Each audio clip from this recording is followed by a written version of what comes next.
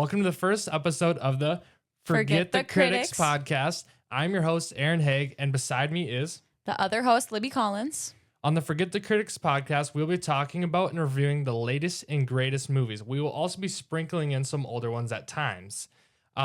More on the name. We aren't critics, but we would love to be your go-to when it comes to a movie or show. I personally have watched a ton of movies and shows. I'm currently working on my letterbox right now, and I believe on action movies, I'm getting over 200 alone. Libby, on the other hand, she has watched movies, but she hasn't watched a ton. Like, I've watched a lot of Marvel. I've watched a lot of DC. She knows nothing about that. Stranger Things, that just came to an end. Never seen that. So you're going to get two different perspectives. Perspective from someone who has seen what I think is a lot of movies and a lot of shows, and someone who hasn't seen very many. And we're going to come together and we're going to review movies and we're going to review shows. Now an introduction to get to know the host a little bit better. We're going to get into the meat and potatoes in a little bit. We just want you to kind of get a more personal level with us on the movie level. So before I start, if you've ever seen me, I'm on social media a little bit. I'm on a disc golf channel. It's called the Ace Bros. My partner is Jaden Boyce. Him and I have been creating YouTube videos. We've been in tournaments. We've been posting on TikTok, Instagram, YouTube Shorts. So if you ever want to check that out, search up the Ace Bros. We're working on some big things. We got the Creator Invitational coming up where we are going to be playing with a bunch of actual YouTubers, big YouTubers, for a chance to move on to a big tournament in the end. It's something pretty cool. So if you've ever seen me, or if you ever want to see that, go check it out, the Ace Bros. Moving on, we are going to talk about our top 5 favorite movies of all time, and you're going to get a little bit of an inside peek at who we are as a people. So I'll go first, actually. My top 5, I thought about this. Here's where it's going to be. No specific order. Dune 2. Libby and I watched it in theaters. It was an amazing movie. And actually, surprisingly, most movies go, first one is the best, and then they go downhill. This movie was better than the first, and that's what we think. So Dune 2, Man of Steel. That is the best Superman movie, hands down. I will argue anyone about that. It's the best Superman movie. Also, my favorite superhero.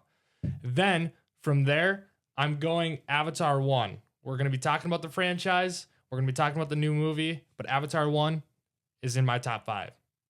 Ironically enough, this is sounding very similar to my top 5. Yeah, there are going to be some correlations. 10 Things I Hate About You. It's a rom-com, greatest rom-com of all time. I could watch it any day. Like, I want to watch it right now. It's so good. Heath Ledger, such a good actor. R.I.P. to him, though. And then, what is that, 4? Is that 3 or 4? And then what else? Shutter Island. That is a like a mysterious twist type movie where you think something's happening the entire time, and then you get to the end and you're like, whoa, wait. I did not expect this to happen. It's a Leonardo DiCaprio movie. It's very good. But yeah, that is my top 5. I think that was only 4. Is that 4? Wait, what am I missing? Hold on. I gotta look at my notes. You said Dune 2, Avatar, 10 Things I Hate About You, Shutter Island. Man of Steel, Superman. Oh. Yeah. Okay, yeah, I was like, really? All right, your turn. Your top 5. Let's see. Let's hear it. Okay, so as I just mentioned, Avatar, Dune 2. Also, I'm going to throw in there 10 Things I Hate About You. I think Aaron copied me. Pretty sure I put that on my list before he put that on his. I don't know about that one. I brought you 2 of these movies, so I think I deserve the credit. All right. Oh, you know what? This actually wasn't on my list, but this just came into my brain. Anyone But You. Oh. Do you remember watching that? Yeah, we did like that movie. That was a very good movie. I think I'll put that on there for me. So what do I have? Dune 2. Avatar. 10 Things I Hate About You. Anyone But You. So you have to either eliminate Goonies or Jurassic Park. Oh, I love Jurassic Park. That's staying for sure. Yeah, Goonies gotta go. Goonies gotta go. Gooners gotta go. Gooners. It's a nostalgic movie, but I would not watch it right now. I would. I like it, but I like Jurassic Park more. So. Yeah, I would give it to Jurassic Park. Yep. Anyway, let's move into Avatar Fire and Ash. Let's rate it out of 10. On three, we're gonna say our rating. Okay. Mhm. You got a number in your head? I do. All right, ready? 3, 2, 1. 8.5. Okay. So you're a little bit higher than me. Yes. So we're gonna talk about the entire franchise, but I want to explain why I said 8, and then you should explain why you said 8.5. Mhm. So just like a quick overview of why I said that. Actually, I wrote down some notes. Some positives from the movie. The movie looks amazing, as it Mhm. should. Mhm. I mean, we're in 2026. The water looks amazing. Mhm. The flying, it looks super cool. The fighting is awesome. Like Jake Sully's hand-to-hand combat, Yep. it's crazy. Like explosions, stuff like that. It's super good. Jake Sully finally becomes Turuk Maktu. And I love the movie because of that. We'll get into it. I didn't like movie 2 because he was running away and he Yeah. wasn't Turuk Maktu. All the animals and tribes come together to fight the final battle. That was cool. It is similar to movie 2 because of that, but it was still cool. Still cool. Yeah. Movie makes you want to jump out of your chair. That is something I will talk about. Mhm. That is how I felt watching this movie. Some negatives. And this is why it's not a 10 out of 10 movie. I don't know if I'll ever give a movie a 10 out of 10, but this is why it's not in that realm. We're visiting the water people again. We're seeing water people again. And then also it's the same fight on a sinking ship. So not only are we fighting with the water people again, we're in the same water tribe, we're also fighting on a sinking ship again. It's like the exact same scenario. They end up like right away killing, they like winning the battle, they're killing, and then all of a sudden they start losing, and then Awa, she has to come in and save the day again. Korich is back again. I don't know if that's like a deal breaker for some people, but I didn't like that Korich was back again. But I think we all knew he was going to come back. That I is mean, true. Spider saved him in the second movie. It was expected. Korich gets me so mad. Yep. They keep kidnapping the children and blackmailing Jake over and over again. It's the same thing. So those reasons right there are why I'm at an 8. I could be swayed because every time I think about the movie and every time Libby and I talk about the movie, I'm just like, it's so good. Because 1 is obviously the best for me. But I mean, I'm thinking about 3 and I'm like, I could be persuaded that it's better than 1. But wow, I could not. I know. We'll get into the whole franchise. 1 is the most amazing movie, in my opinion. Yeah. It's the most, like, if you haven't watched it, you need to pause this right now, go find a way to watch it, come back to this video, and let us know what you thought. Because if that didn't change your life, I don't know, you might need to watch it a second time. Carve out 3 hours of your life. It's worth it. Yes. Okay, tell us why you rated it an 8.5. 8.5. So for me, it had to be higher than movie number 2, but a little bit lower than movie number 1. Like I just said, I loved movie number 1. The first movie was so good. That's why it's in my top 5. Yep. But similarly to the positives that you had listed, just like the colors, the like aura that all these characters had. Oh my gosh, it was so cool. I don't know. I really feel like I wasn't disappointed, although it was similar to movie 2. I mean, I think it was different enough where it kept you engaged the whole time. And yeah, like you said, like I wanted to get up out of my seat. I was like feeling really like amped up throughout the whole movie. I don't know. I liked it. Yeah. Any negatives about the movie?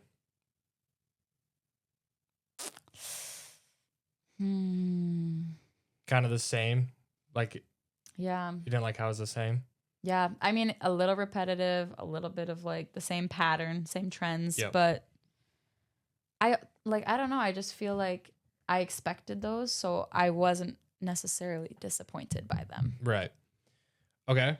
So we're going to move on to the whole franchise and we'll keep talking about Fire and Ash. Both of our, I think at this point, both of our rankings for all the movies are the same. We're going 1 is the best, 2 is the worst and 3 is the second best. Mhm. I have some random side notes about all the movies in the Avatar franchise in general. There's also some facts in here. Um, let's start with Quarch's sidekick. I don't know his name exactly. Oh, the other guy from the Sky People. I'm not sure Yes. what his name is either. He also becomes a Navi with him, and those two are the main ones that are trying to track down Jake Sully in Fire and Ash, right? Fire and Ash, Mm-hmm. and kill him. I believe, yeah. And then, so Quarch's sidekick is the real person you should be blaming for killing Loak's brother, Netayam, or what's his name? Netayam, yeah. Because he's the one who shot him. Yeah. A lot of people are like, nah, it's still Loak's fault, but you can say whatever you want. This guy is the one who shot him, so should be going after him.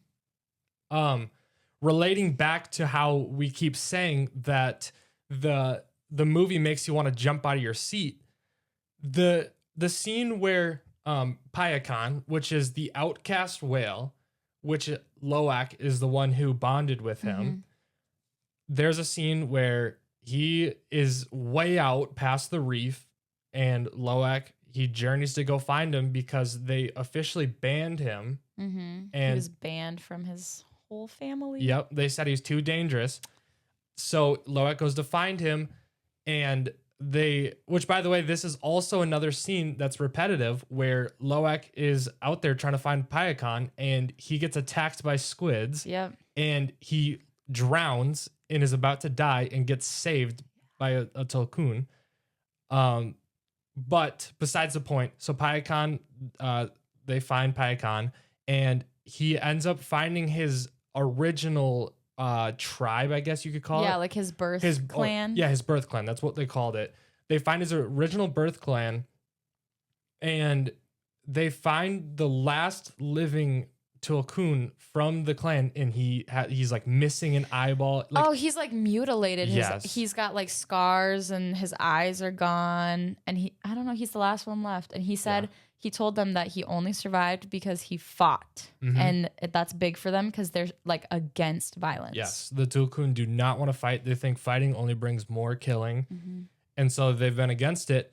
And that was like a moving moment. And also, when Loak finally stood on business and was like, nah, Dad, I'm going to speak. And then Jake was like, he finally let him speak. Like, Jake would never let him speak. And he finally did. I know. I feel bad. Did you feel bad for him? Yes. Well, and that's also like another topic. It's like a deeper meaning where Loak is like kind of, people can relate to him, where no matter how hard you try, there could be someone in your life who you're trying to impress and you never can impress. And that's kind of Loak.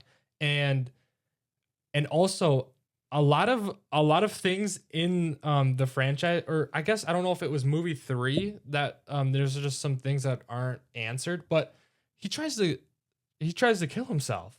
Yeah. And it's not really talked about. I know. Nobody, if you think about it,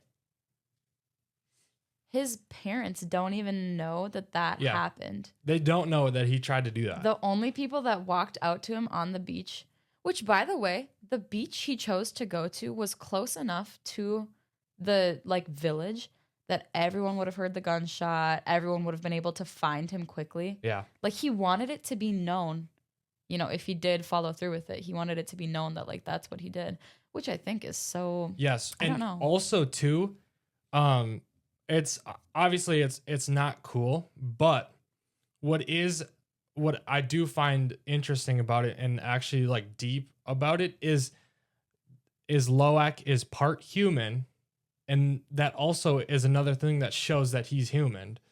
So one thing that we had talked about is how Spider and Loak always talk to each other like, what's up, cuz, and what's up, bro? Yeah, and no other Navi do that. It's because they're human, and that shows they're human. And this also shows that Loak is human, because when I had saw that scene, I was like, wait a minute, do Navi even like know suicide, or like do they even like realize that this is, because I feel like they're in a tribe and they're in a clan. I feel like this would be seen as very unhonorable or something like that. Yeah, but I think it's still something that would happen though. I guess. But I just think it shows that the Sullys are human. Yeah.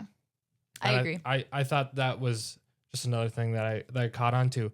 But yeah, so coming back to Payakan and his brother, I don't know if it was brother, but his birth clan, I couldn't even like make out if he was a whale or not. It was insane. Mm-hmm. And yeah, it was so moving when they were like speaking to the Tulkun leaders, trying to get them to fight, stick up for the clan because they were all going to die. The matriarch, that's what it was. They were Yes. like XXL. Yes.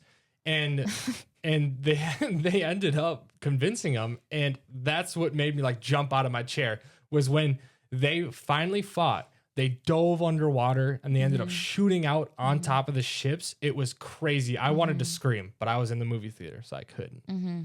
And then also I have written down here the guy that kills the Tulkuns, the one that got his arm chopped off in the second movie and has like a robot arm. Yeah. I hate that guy. I hate him too. I honestly hate him more than Quaritch in the guy who shot Loak's brother. Like he is probably my least favorite in the entire franchise. Because he's just destroying Pandora. Yeah. Like Quaritch at least has a little bit of heart where like he'll save Spider or he'll help Jake Sully and like they'll like settle their differences for a little bit.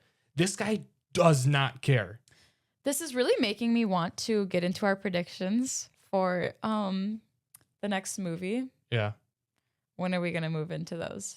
At the end, you got something crazy for that? I just have a few things I want to bring up. This is just kind of making my wheels turn a little bit. Mm-hmm. Okay, I got a few more notes. Okay, this one is just random, but was Jake Sully's hair better in the first movie or the newer movies? Because apparently this is a big like controversial thing. Also, Jake Sully in the first movies has abs, and now he kind of has a dad bod. Dad bod. It's because he's a dad now. Yeah. So you think dad bod's better? And what about the new hair or the old hair? People love the old hair better. They don't like his new hair. Yeah, I think I agree with that. I think the old hair was better. Mm-hmm. Also, too, people. I guess I'm here for the dad bod though. Are you? Yeah. Okay. Yeah. I'd say so too. Mm-hmm. I don't really care for old or new hair. I think the new hair is fine. Mm. I think it makes him look more of a leader. Mm-hmm. Because if you think about the leaders in the first movie, their hair was kind of like I don't know what it's called. They were like not braided. It was in yeah, I don't know what I'm talking about. But yeah, I think he seems more of a leader. But what was I gonna say about Jake Sully? Oh yeah. People want to see Neytiri and Jake Sully like they were in movie 1 because the romance. Yes. Yeah. I've heard that they want to see a spinoff, maybe just a whole romance story of Neytiri and Jake Sully. Yeah. Because they are losing it. And you especially see it in the newest movie because Neytiri is going crazy. Her son just died, and that son was the closest of her children to an actual Na'vi. Mm-hmm. And so she hates humans. I heard there's a theory that son, Natayam, isn't actually Jake's. Whoa. And he's whatever the guy that she was supposed to mate with. I think at the start of the first movie, they briefly mention this other guy in her tribe, her forest tribe, that she was supposed to mate with. But I don't know. That's a theory. I don't think that's true, though. I think he's Jake's. That would be a crazy curveball if that was true. Mm-hmm. I don't want it to be. But Me neither. I mean, how do you make sense of that though? Because Took is also more Na'vi than human. Oh, then I'm sure it's just Yeah. not true. Not true. We debunked. It's not true. Yeah, we officially debunked it. Moving on. Are we ever going to bring up the fact that Spider saved Quaritch? We didn't talk about it. Nobody knows about it. And I know this is something that you brought up to me too, and you were wondering like, what is going on here? Mm-hmm. Because think about it, guys. If you've seen Avatar, why would Korch never bring it up to get under Jake Sully's skin? They were like, Natiri hated Spider because she hates humans. She was trying to find any way to get rid of him, any way to kill him. And Korch had never thought of bringing it up, because if Korch ever did bring that up, Natiri's last straw with humans would have been out the door. She would have probably killed him. And Jake Sully almost did. And I'm surprised that it was never brought up. It was just like one little scene at the end of movie 2, and let's never talk about it again. I'm actually curious why he did it anyways. Why the producers made his character do that. Is that the only way they could think to keep Quaritch in it for movie 3? Probably. I'm not really sure. Maybe, well, I don't know when. James Cameron, I believe, is the name of the producer. He's supposedly, I don't know if he had all the Avatar stories written, but I saw a thing that he had written Avatar in like 1994, but he didn't have like the capabilities to do it at the level he wanted. So maybe this has already been written. Like, I know the Duffer Brothers, it's a big thing where they've already written out a lot of the Stranger Things stuff. Not sure if that's a thing. Let's move on. I've got another thing. Lots of the animal noises, you had picked this up. Oh my gosh. This is a fact. Lots of the animal noises are recycled dinosaurs. Yes, from Jurassic Park. Yeah. As a Jurassic Park lover, of course I picked this out. Were we watching movie 1? Yeah. Was it movie 1? I can't remember which one it was, but I heard a noise and I was like, oh, that kind of sounds like I couldn't remember what, but it sounded like something from Jurassic Park. And we just confirmed they are recycled animal noises from Jurassic Park. Yeah. So that's pretty cool. Another fact, the Na'vi language was actually created by a real linguist. It's got real grammar and over 1,000 words. And another fact, let's see, what's his name? Sam Worthington. So the actor for Jake Sully what was he? Australian? Is that what he is? Yes. Yes.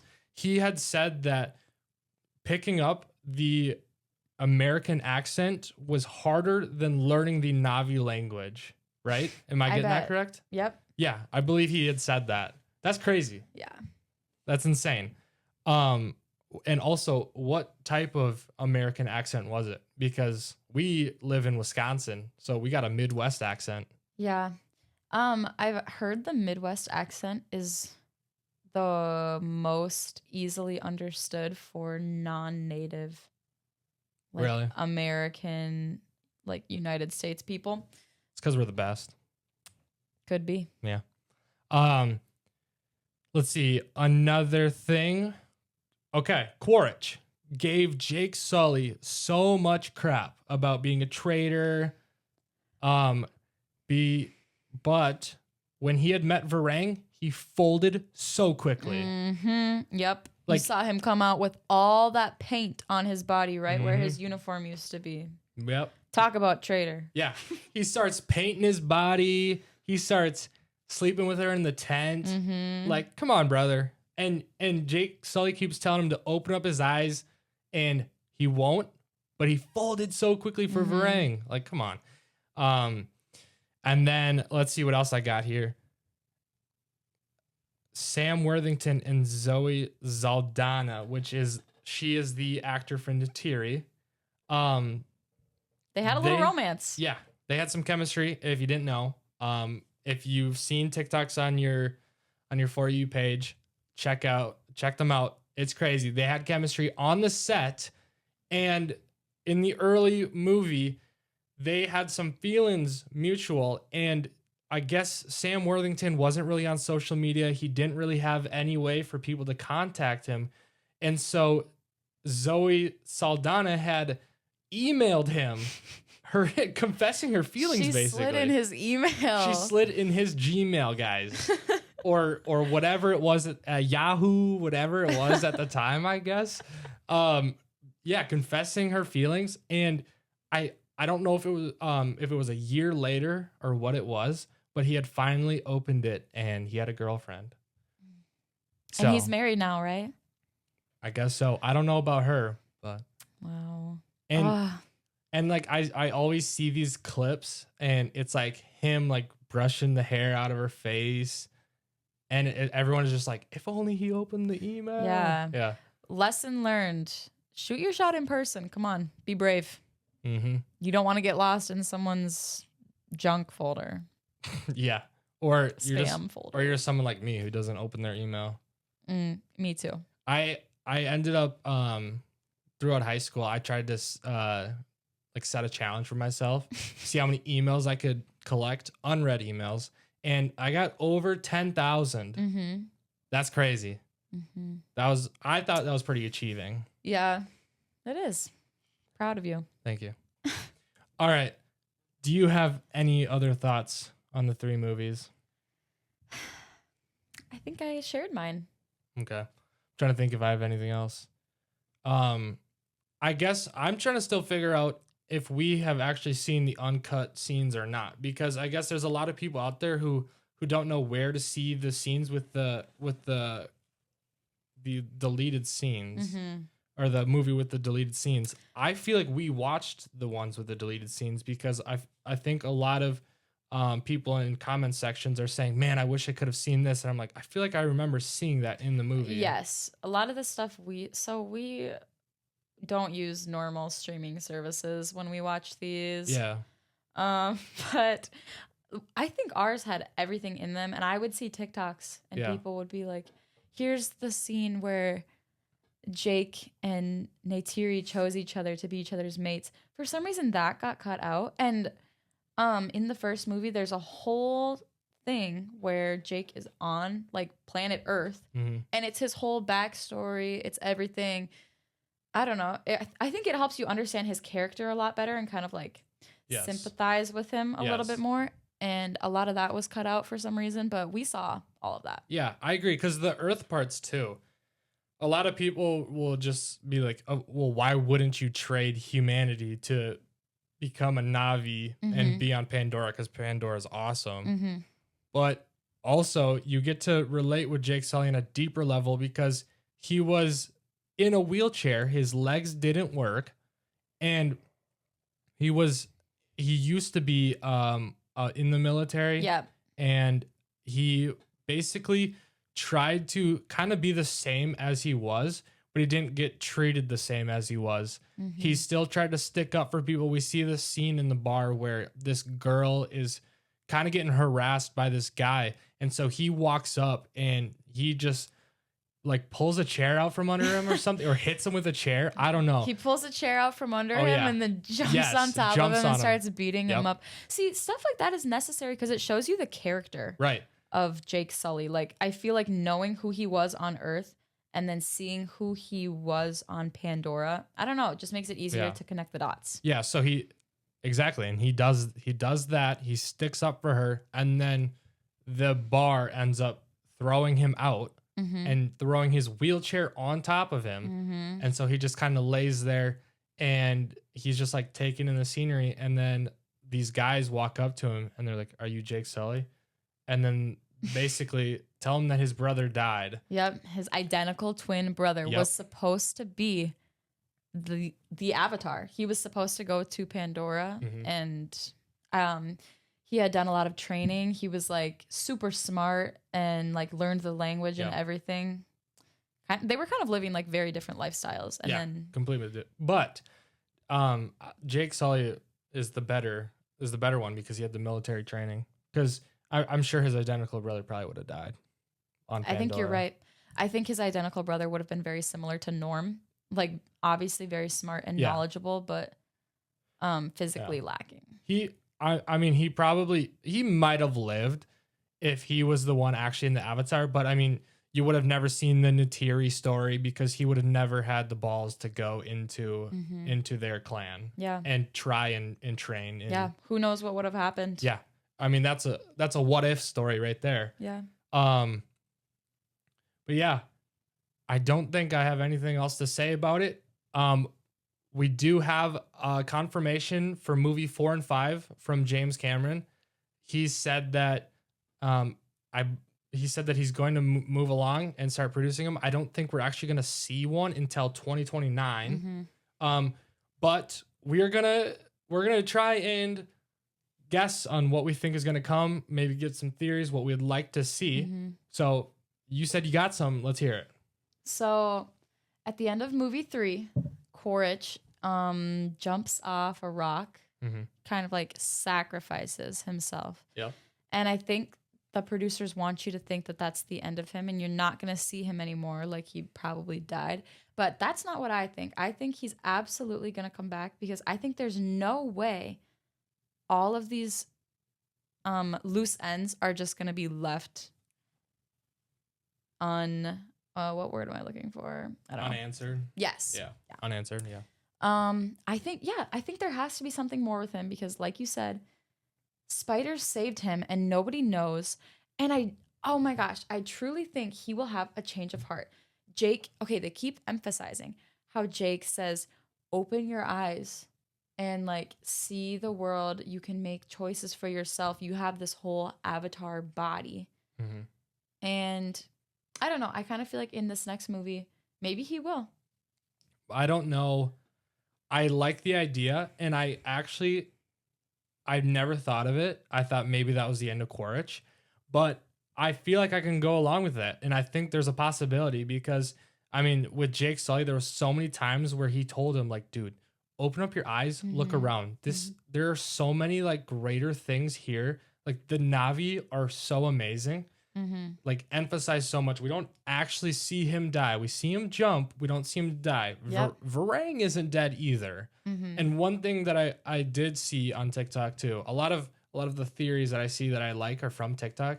Varang and Neytiri have never actually had their final battle, and that would be pretty cool to have. Yeah. So I feel like that's gonna come into play in another movie. But I agree with, I feel like Quaritch is gonna come back. I think there might be some massive character arc with him where he finally comes to realization like Pandora is a better home. But my question is, how is that going to come into play? Because he has done so much bad. Like Jake Sully, originally, when he had told Neytiri and her family that he was like originally helping the Sky People to kind of take you guys down, but he said, I had a change of heart. I fell in love. That's not that bad, right? Like we've seen, there's plenty of movies where something like that has happened where, you know, like for instance, How to Lose a Guy in 10 Days, right? It's just a challenge, but they end up falling in love. Yep. And then it comes out that that they both were doing challenges, but then they end up coming back together. Yeah. So that's kind of like the Jake Sully and the Na'vi right there. Yes. But Quaritch has literally murdered so many people, like mothers, children. I mean, how is Neytiri gonna feel about this? Because I feel like Jake Sully would be the guy that would help him. So Right. Jake Sully doesn't have a problem with kind of going against what Neytiri says anyways. Like, as you said before, the romance is kind of gone. Their family is experiencing some hardships. But I think he knows when a difficult decision needs to be made. Like, he knows he can't please everyone, and he doesn't try to. Yeah. So I think you're right. I think it would be him that would try to get other people to, like, see the good in Quaritch. Yeah. But I don't know. I do think, like, Jake Sully just has that kind of like power over people. He's what is he? The Toruk Makto. Toruk Makto. It's so cool. So if he has that kind of status, I feel like whatever he says goes. And if Quaritch really does have a change of heart, Jake Sully should be able to get the clans to see that. Yeah. Talking about this has brought me some other thoughts. Okay. One being, I love Jake Sully so much. He's my favorite character. When he's Toruk Makto, it's literally the best movie ever. That's why I didn't like movie 2, and that's why I rated the worst, because him and his family were running. Jake Sully, well, I guess Neytiri didn't want to run. Neytiri was just being, she was like probably the best character in that movie because she was in the right the entire time. Yep. But yeah, Jake Sully was on the run. He wasn't Toruk Makto. He didn't want to be Toruk Makto. And I didn't like that because I like when they're overpowered characters. I like when someone is clearly the best and can just whoop up.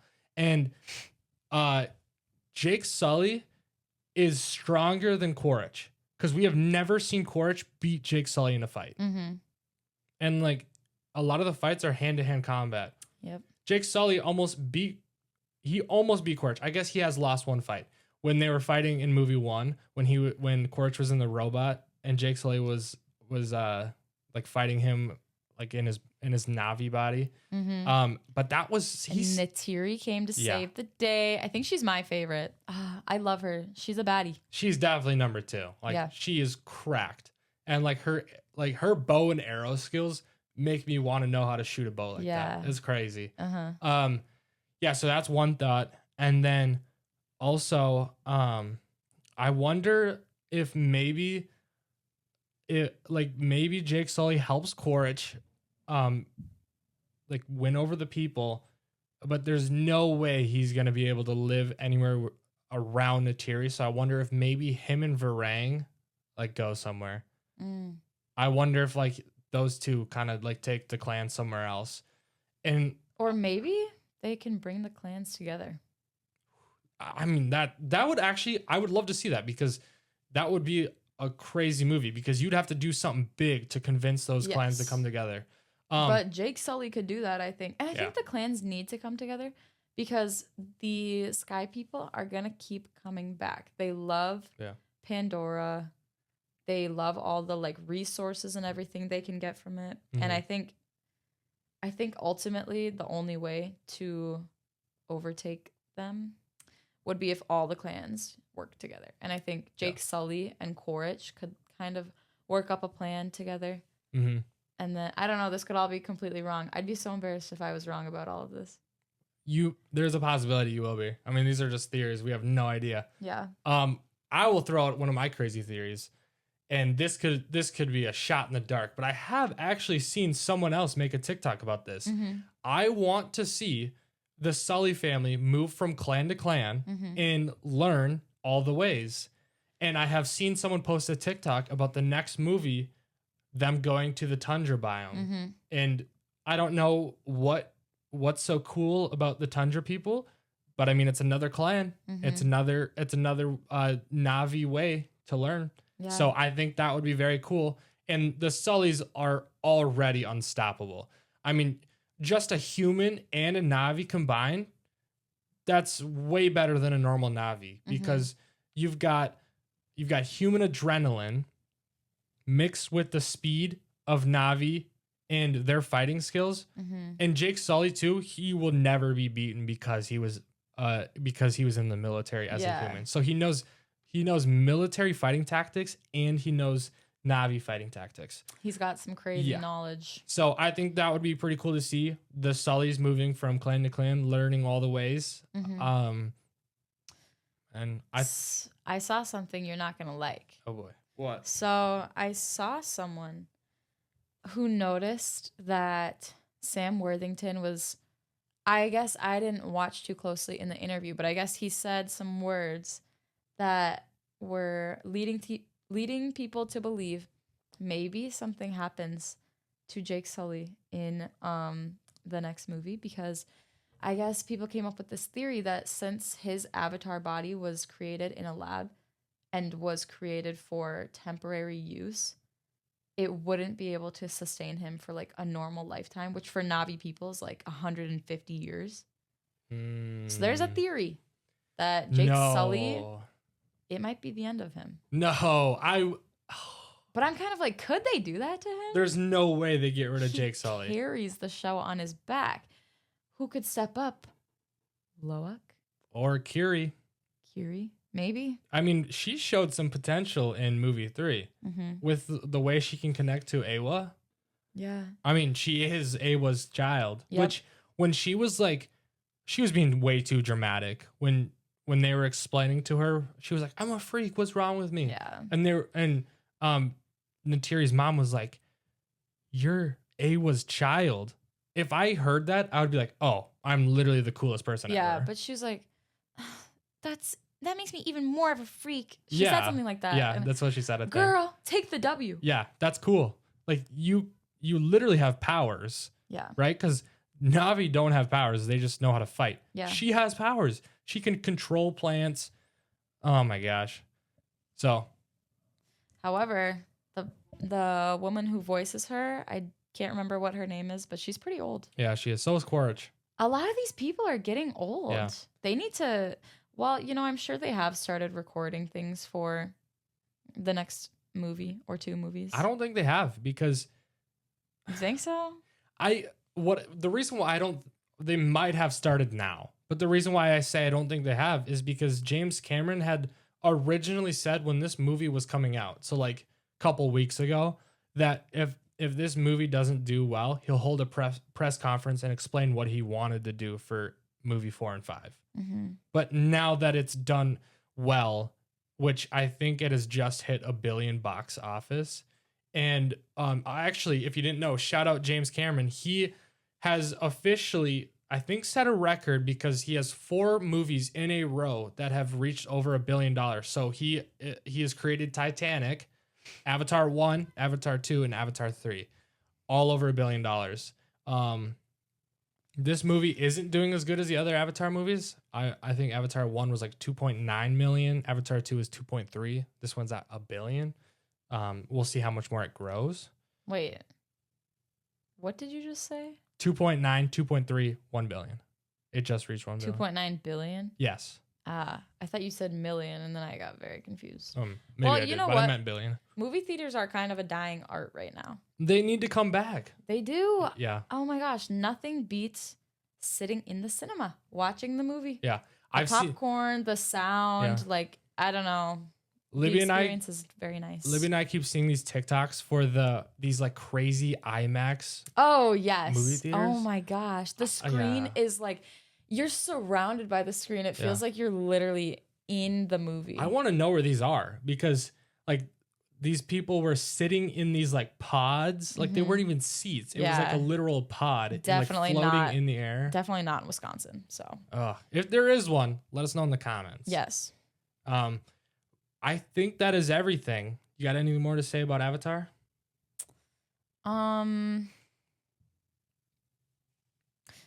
I thought that I had another theory. Well, if you think of it, let me know. But that is going to be pretty much it. We're going to say on Avatar. I'm putting it up there with like a lot of the really good movie series in my head. Like Dune is one of my favorite movie series. I'm putting it up there with that. Harry Potter, I'm a big fan. If you see my my Gryffindor sign over here. Oh, and also too, we got a little bit of a backdrop going. We got Joker over here. We got some Spider-Man, some Demon Slayer. I am an anime fan. I haven't watched a ton, but I mean, I've got an Arise shirt here for Solo Leveling. I've got Demon Slayer. I got JJK right here. I really love anime. Libby has not seen any of them, but that's because he tried to put me on and I wasn't a fan. So if you guys have something you think is like absolutely life-changing. What? Life-changing? I was going to say life-altering. Altering. Life-altering, life-changing. Let us know. But otherwise, I don't know if I'm going to tap into that. Yeah. I actually was the same way. Throughout my high school, I was like, anime is like the corniest thing ever. Like this is so nerdy. But then I watched Invincible, which was the gateway for me. I had watched Invincible, which by the way is up there for one of the greatest shows of all time. And I then after that watched a show called The Vox Mach, or no, it was called the Story of Vox Machina or something like that. That was like kind of one of my first animes. It was like a comedy thing, and that was a gateway in further. And then I had gotten a subscription to Crunchyroll, which then I had watched JJK, Solo Leveling, Demon Slayer. I started watching Black Clover, which is gonna be my favorite anime once I finish it, because I feel like I relate to it so much because of how much it's all set around your mindset. I love it. But yeah, thank you guys for tuning in. The next episode, we are going to be talking about Stranger Things. The finale has just come out on New Year's. I'm going to watch it. I haven't yet, but I have seen everything Stranger Things besides the finale. And then we're also going to be watching Marty Supreme, Libby and I, and we're going to be reviewing that. So we got Stranger Things and Marty Supreme and the next episode, so you're going to want to tune in for that. We will be posting weekly, so make sure you have those notifications on. Subscribe if you're on YouTube. If you're on Spotify, follow us. If you're on Apple Podcasts, follow us. Thank you guys for watching. We'll see you guys next time. See you next time.